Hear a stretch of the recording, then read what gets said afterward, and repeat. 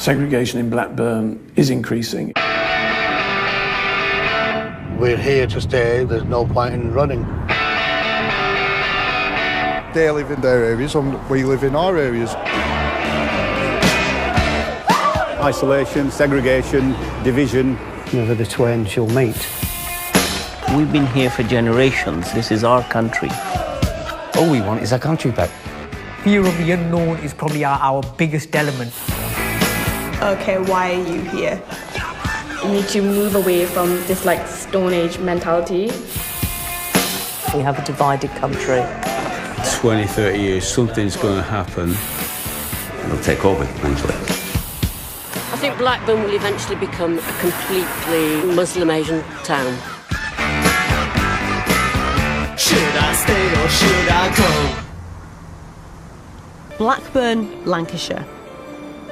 A town with an identity crisis.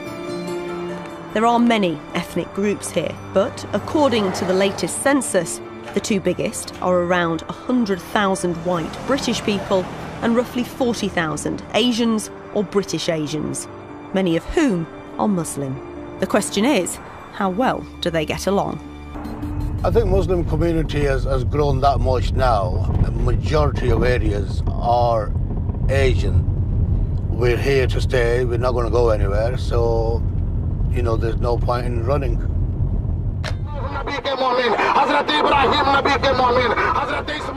10 years ago, we filmed a religious parade in the mainly Muslim Asian area, Whalley Range. It's the anniversary of the birth of the Prophet Muhammad, but not everyone's cheering. Some whites here feel they're being taken over. Morning. Morning. What do you think of it all? Rubbish. Rubbish? Rubbish. Why'd you say that? There is a lot of friggin' rubbish. Fast forward to today, the parade is significantly larger. Over a 10-year period, in this area, the white British population dropped by half. As a whole, Blackburn has a majority white British population, but over 10 years, their numbers fell by 10%. Weeks of simmering racial tensions finally erupted last night as more than 500 Asian youths fought pitched battles with riot police.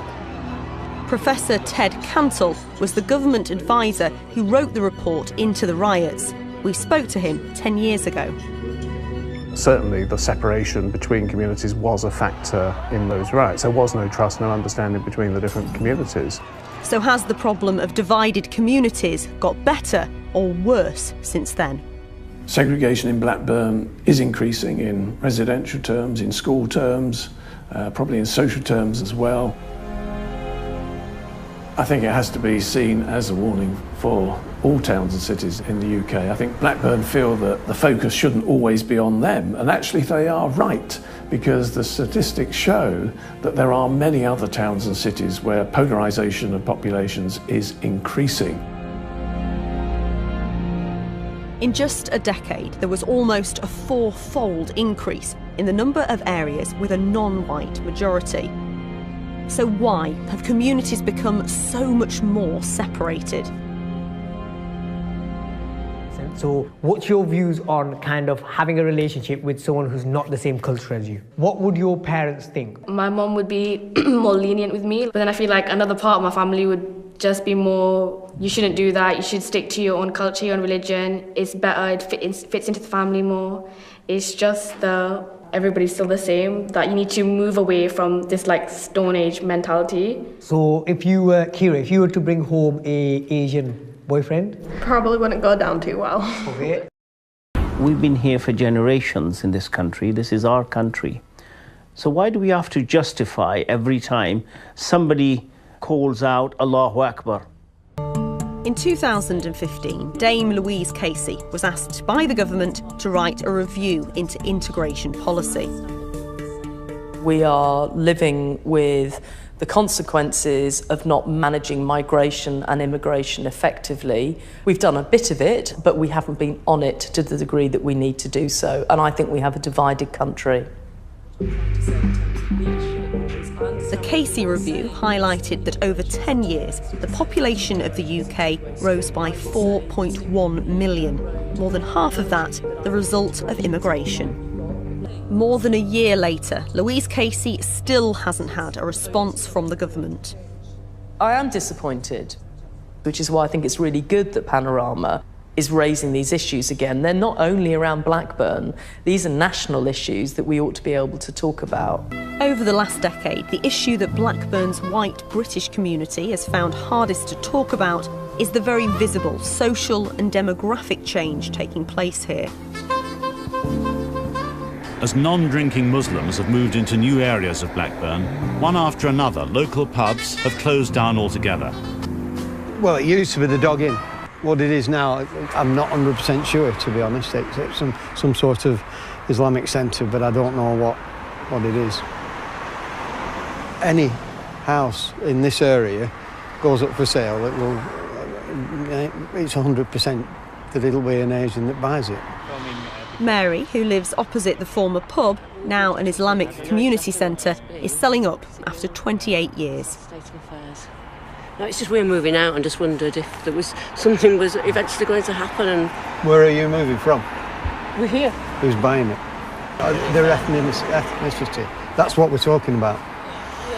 Yeah, they are, but it's... They're Asian. It's the state of this that just gets us down. English isn't a common language, unfortunately. We have really lovely neighbours. But, yeah, I feel like we feel very, very uncomfortable. I think we stuck it out as long as we could do. I think Blackburn will eventually become virtually a completely Muslim Asian town. And the thing is, it seems to have been like, it's been quite rapid. And I think that's what I think frightens you a little bit.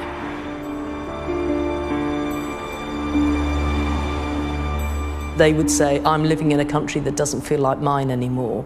Well, in some areas of that country, that's true. You know, I wrote in my report, the pace and scale of immigration has possibly been too much. The Home Office were not happy with that language being used in my report, but I stuck with it because it's true.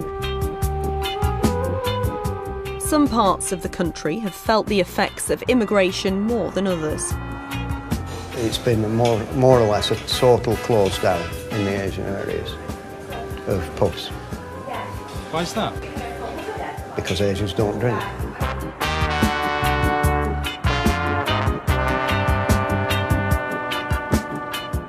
The nightclubs had shut and a lot of the pubs had shut. There's nothing going on. It's become, you know, like the specials said, a ghost town. Nazir Musa, a former Lancashire police officer whose family are from India, came over to speak to us. For a local Muslim, he has his own take on what's going on around here. The mosques, the madrasas, the Islamic schools should be regulated. There's a lot that's going on in there which is breeding extremism, and nobody's even picking that up. He's concerned that Blackburn's Muslim Asian community is becoming more insular and not making enough effort to integrate. In terms of integration and harmony in the Western world in England today, we should be integrated a lot more. And I see little children, you know, young girls, 5, 6 years old, going to these Islamic schools, which I disagree with. You know, they're covered up. What's that all about? And today she teaches English to new immigrants and helps them learn how to integrate into British society. Everybody feels that we should be living together. Do you have a question, madam?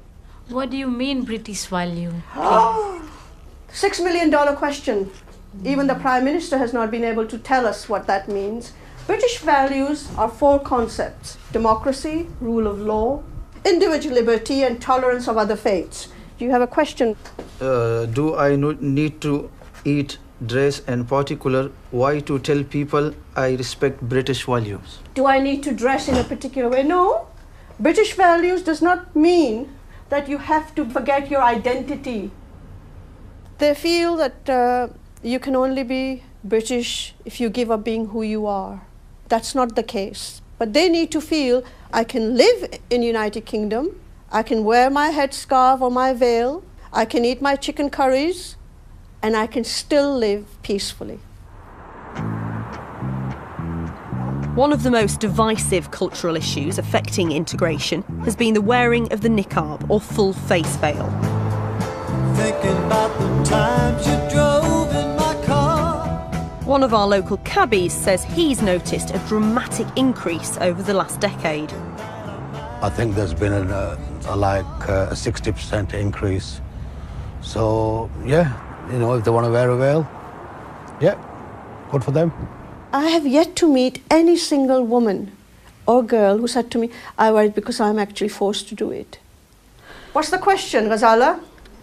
Why do many people don't like us Muslim? Interesting. Many of Anjum's students wear the veil and have experienced hostility from local people. Now I feel very bad because they speak very bad word to us. I'm sorry. Yeah. So that's why I want to ask you how to respect all the Muslims. Thank you. That's really upset you, hasn't it? Yeah. I'm sorry. Let me get your hanky. It creates a separateness between you and them. They want to feel comfortable within themselves. Is that really so wrong? Is it terribly wrong? People dressed head to foot in black and we can't see their faces is just difficult for us as a culture. There's no way around it. And when that's happening at significant volume, we're uncomfortable with it. You know, if a man walked in here in a balaclava, I'd be uncomfortable with it.